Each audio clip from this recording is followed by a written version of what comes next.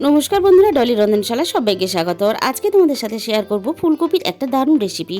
শীত শেষ হয়ে যাওয়ার আগে অবশ্যই একবার ট্রাই করো, দারুণ একটা টেস্টি রেসিপি। এই রেসিপিটার জন্য আমি ফুলকপি ছোট ছোট করে কেটে নিয়েছি। এবার ফুটন্ত জলের মধ্যে আমি দিয়ে দিলাম 1 চামচ পরিমাণ লবণ। এবার লবণ জলের মধ্যে আমি ফুলকপিগুলো দিয়ে খুব ভালোভাবে সিদ্ধ করে নেব।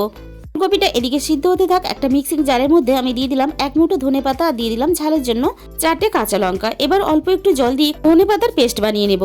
ফুলকপিটা ঠিক এরকম করে সিদ্ধ করতে হবে, ভালোভাবে সিদ্ধ হয়ে যাবে, আবার এরকম গোটাও থাকবে। ফুলকপিটা নামিয়ে আমি জল ঝরিয়ে নিয়ে ওই একই কড়াইয়ের মধ্যে প্রয়োজন মতো সর্ষের তেল দিয়ে সর্ষের তেলটা খুব ভালোভাবে গরম করে নিয়ে সিদ্ধ করা ফুলকপিগুলো তেলের মধ্যে দিয়ে একটু নাড়াচাড়া করে হালকা লালচে করে ভেজে নেব। খুব বেশি এখানে ভাজার প্রয়োজন নেই। আমার ফুলকপিগুলো হালকা লালচে করে ভাজা হয়ে গেছে। এবার আমি কড়াই থেকে নামিয়ে নেব। এরপর ওই একই কড়াইয়ের মধ্যে আরও একটু প্রয়োজন মতো সর্ষের তেল দিয়ে দিলাম 1 চামচ পরিমাণ আদা বাটা। আদাটা একটু নাড়াচাড়া করে নেব যাতে কাঁচা গন্ধটা আদার চলে যায়। এবারে আমি সামান্য পরিমাণ জল দিয়ে দেব।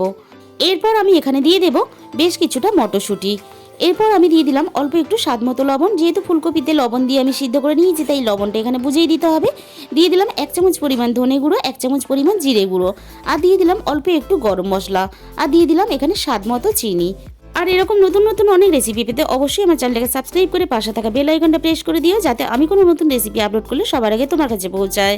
মশলাটা কষিয়ে নিয়ে ভেজে রাখা ফুলকপিটা দিয়ে আবারও আমি ফুলকপিটা মশলার সাথে কষিয়ে নিয়ে ধনেপাতার যে পেস্টটা আমি রেডি করেছিলাম সেই ধনেপাতার পেস্টটা দিয়ে দিলাম, আর দিয়ে দিলাম মিক্সির বাটি ধোয়া অল্প একটু জল। আর এই রান্নাতে খুব বেশি ঝোল রাখলে হবে না, এইভাবে একটু গা মাখা রাখতে হবে। সব শেষে আমি এখানে দিয়ে দিলাম অল্প একটু পাতিলেবুর রস।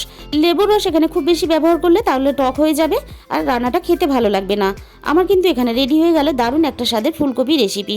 এবার আমি এটাকে কড়াই থেকে নামিয়ে নেব। তাহলে আজকের রেসিপিটা এই পর্যন্ত, দেখা হবে অন্য কোনো রেসিপির সাথে।